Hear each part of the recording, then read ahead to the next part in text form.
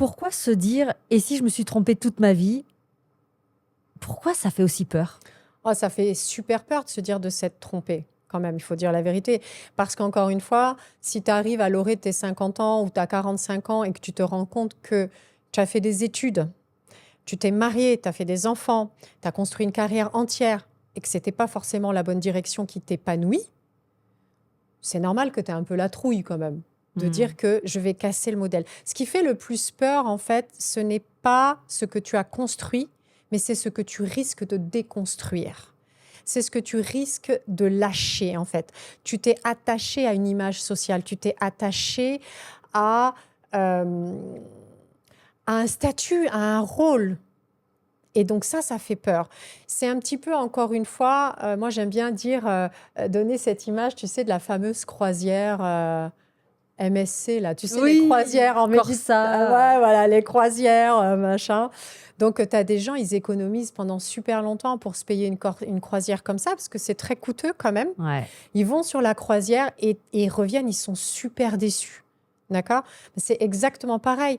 Donc, tu ne peux pas ne pas avoir peur. En fait, ce qui fait peur, c'est pas de s'être trompé de ta vie. Pardon. Ce qui fait peur, c'est pas de s'être trompé de vie. Ce qui fait peur, c'est de se dire j'ai investi tout ça pour me tromper. J'ai passé tout ce temps pour me tromper. J'ai sacrifié la jeunesse de mes enfants. J'ai pas vu mes enfants grandir pour me rendre compte que peut-être à 45 ou 50 ans, je me suis trompée de vie. Waouh! Mais ça fait super peur. Donc c'est normal. Ça, c'est normal que ça foute un peu la trouille. Et en plus, comme on est quand même dans une société qui est assez culpabilisante, tu te dis, mais j'aurais dû m'en rendre compte. Mais je savais, j'aurais dû m'écouter davantage. Mais j'ai toujours eu cette petite voix en moi qui me disait qu'il fallait pas que j'aille dans cette direction. Mais mon père, ma mère, mon oncle, la société m'ont toujours dit que j'étais quelqu'un de brillant analytiquement, donc il fallait que je fasse finance, ou alors que j'avais une idée toutes les 2 minutes, donc il fallait que j'aille travailler dans une agence de com, alors que moi, je rêvais juste de faire le tour du monde, et qu'aujourd'hui, je suis un excellent agent touristique, par exemple. Je dis n'importe quoi, tu vois, où j'ai monté ma boîte d'agence de voyage. Donc, ce qui fait peur aussi, c'est que non seulement tu te mets à renier tout l'investissement que tu as pris pendant des années pour construire une vie. Donc, c'est comme si tu jetais de l'argent par les fenêtres, en fait, Ouais, grosso modo, carrément. tu vois. Et en plus, tu culpabilises de ne pas avoir vu le truc venir, de ne pas avoir été à la hauteur, de ne pas avoir été capable de choisir ta propre vie, d'avoir écouté la vie des autres. Et alors là, cerise sur le gâteau, c'est que tu te mets à te mettre en victime et à dire que c'est de la faute des autres. Ouais. Parce que comme c'est très douloureux d'accepter de s'être trompé soi-même, tu vas dire c'est la faute du système. Ouais, mais le système, il m'empêche de faire ceci, je peux pas. Et c'est pas faux à 100%, mais c'est à toi qu'appartient le choix. C'est à toi qu'appartient la responsabilité de mettre un pied devant l'autre et de te lever un matin et de dire stop.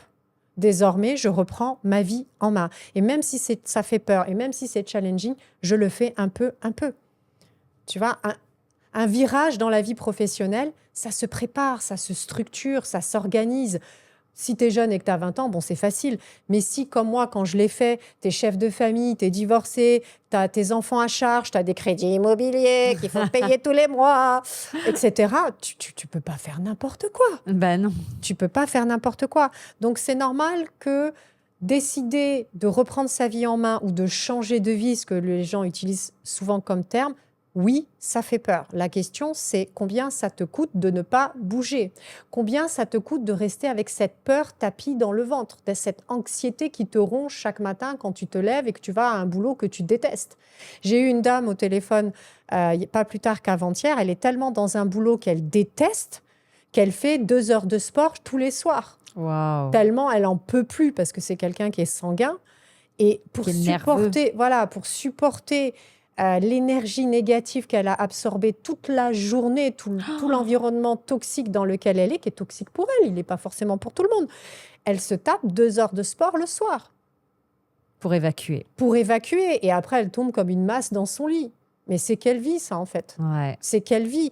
Donc, à un moment donné, même si tu te dis, ouais, mais ça va me coûter cher, mais ça va te coûter beaucoup plus cher d'attendre. Ouais. Quand tu auras un âge où tu n'auras plus l'énergie de réécrire ta propre histoire, là, tu pourras regretter.